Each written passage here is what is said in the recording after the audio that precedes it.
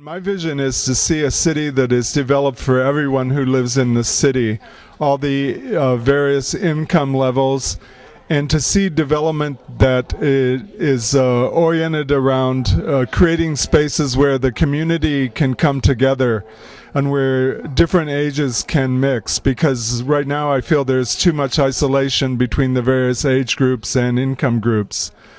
I'd like to see more parks, more spaces for public gathering. I'd like to see affordable housing preserved for everyone, and development that takes advantage of the latest best practices in green and sustainable development, and also that considers the region, not just the city of Seattle, because I think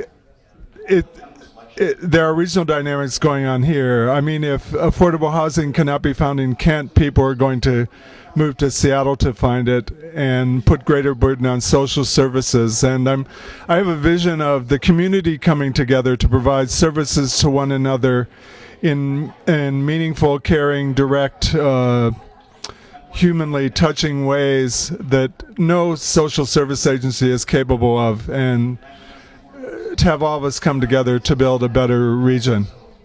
What my vision would look like in reality is there would be cities with considerable amount of green space, even though considering the fact that most development would take place within the growth management boundaries, so as to preserve the stunning natural areas outside the city. There would be fantastic, reliable, and pervasive public transit systems so that people would abandon their cars by the hundreds and use them to go to these public spaces, which would be populated throughout the year with community festivals or just pure celebrations to bring people of all income classes and races and interests together.